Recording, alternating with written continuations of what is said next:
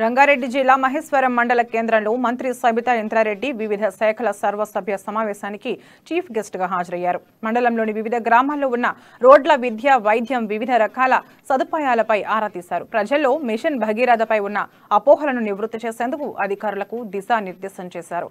మంత్రి Sabitha Indra Reddy machine Bhagiratha water పై ప్రజల అవగాహన సదస్సులు ఏర్పాటు చేయాలని మంత్రి సబితా ఇంద్రారెడ్డి సూచించారు.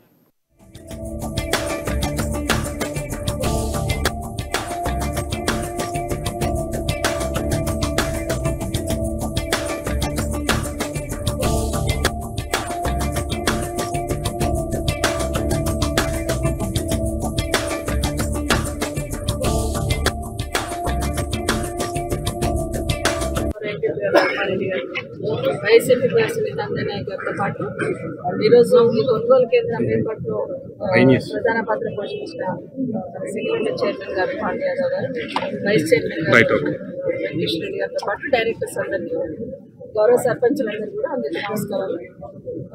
గౌరవ ముఖ్యమంత్రి గారి నాయకత్వంలో తెలంగాణ రాష్ట్రం సాధించిన తర్వాత రాష్ట్రంలో వ్యవసాయం ఏ విధంగా వృద్ధి చెందుతుంది, రోజు రోజుకు పంట దిగుబడి ఏ విధంగా పెరుగుతుంది అనేది తెలంగాణ రాష్ట్ర ప్రజలందరూ కూడా ఈరోజు ఆస్వాదిస్తా ఉన్నారు.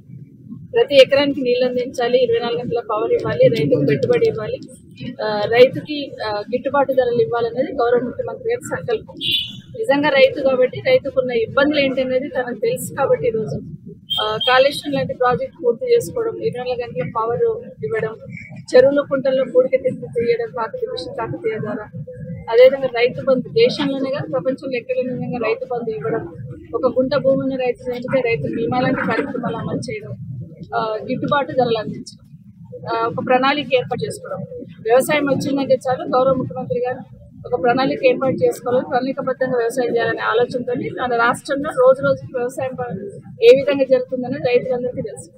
గతంలో వ్యవసాయం దండగ అనుకున్నా తెలంగాణ రాష్ట్రంలో ఒక వ్యవసాయం పండుగలాగా రైతుకు ఒక భరోసా కల్పించే విధంగా రాష్ట్ర ప్రభుత్వం పనిచేస్తుంది. దాంట్లో భాగంగా ఈరోజు వరి వచ్చిందంటే చాలు, పంట వస్తుందంటే చాలు, ముఖ్యమంత్రి గారు ముందు కొనుగోలు కేంద్రాలు ఏర్పాటు చేయండి, రైతులకు ఇబ్బంది లేకుండా చూసుకొని అంటూ ఉంటారు. ఈరోజు రంగారెడ్డి జిల్లాలో మహేశ్వరంలో మన కొనుగోలు కేంద్రాన్ని ఏర్పాటు చేయడం జరుగుతుంది. ఇదే కాకుండా రైతులందరూ గుర్తుపెట్టుకోవాల్సింది ఏంటంటే కరోనా వచ్చిన సందర్భంలో